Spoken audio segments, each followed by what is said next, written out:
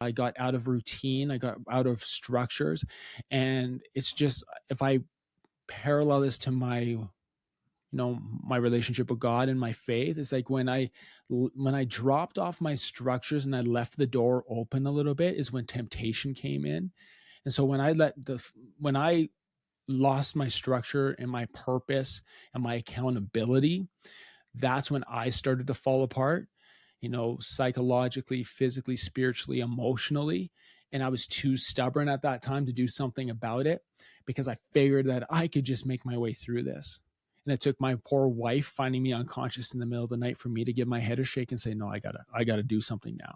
And so I hope if you're listening to this, you might be experiencing stresses in your life, things that are happening to you that you're like, they're no big deal. It's a big deal because it's going to layer and layer and layer. And so address it right away. Yeah, address it right away. Thank you for sharing that. That's incredibly helpful. I appreciate it. Yeah. Yeah, I always equate it to holding out a weight straight out.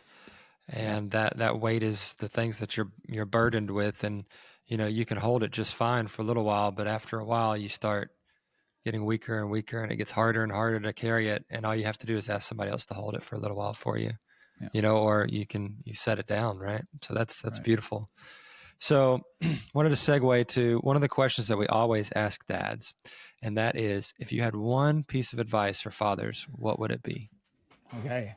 I like this one because I think there's one piece of advice sounds like I know it all. I don't know it all. Okay. So I don't know the answers. But I have a thing in my office here. And this is actually, I stole this from work when we developed our mission statement at our school. But in my office, it says, know your why, aim for growth, and take ownership. And that's the filter we use in conversations. It's a filter that I've adopted in my own life as a dad, as a husband, as Christian, as a friend, as a brother, as a son. Know your why, aim for growth, and take ownership. So if I had one piece of advice, it would be identify where you are in that journey. Are you still searching for your why? Are you still figuring out what's really pushing you forward? And that's okay if you're there. Fixate on that. If you know your why, now it's time for you to aim for growth. Take little steps that are going to help you grow over time. And so fixate in that area. And then I know my why, hey, I've got my 1% mindset, I'm progressing, this is great. Then you got to take ownership. And taking ownership of your own journey means that sometimes you have to make the hard decisions. Hard decisions means letting things go that don't serve you. Hard decisions mean letting go of relationships that don't serve you. It also means hard things could be seeking out guidance and support that you're not comfortable with. And so lean into that. So if my one piece of advice is anything, it's identify where you are and lean into it and do the dirty work. It's a pretty good one, man. Yeah. Pretty good one. He was ready for that. I feel like you cheated. Yeah. He was like, I came ready for that exact question. No. Excellent. All right, Cam, you're the healthy guy. So you've made it to 110, but you're finally in your deathbed. You're with your kids. What's your legacy? What do you want them to remember you for? Oh, I want my kids to be able to say, my dad loved me. My dad was there for me. My dad showed me what it means to build relationships with people and care about others through a lens that's not judgmental, that shows empathy, that shows acceptance, and acceptance in a way that I accept people as human beings and that I am not the gatekeeper, but God called me to love all people. And I want my kids to see that I lived a life that was consistent with what I spoke. And so the way that they would hear me speak to a kid I was coaching, how I spoke to them at home, how I speak to adults I interact with is all consistent. They can say, that's who my dad was. I don't want them to have any questions about who I was as a man and how I treated people. It's powerful, man. A lot to love it to be. You can do it. I love it. Yeah. It's good. Cam, final question, and this is one we definitely ask everyone, is just a core memory or one of your favorite moments that you've had so far as a dad, that just your mind jumps right to, like, oh, this is, that trip we took there or something. Just tell us about that. I was going there, 2000 and, oh man, 2 summers ago. We're going back this summer. So 2 summers ago, we went to the Oregon coast. It was a place that growing up had a special significance in our family. Like with my mom, loved the Oregon coast.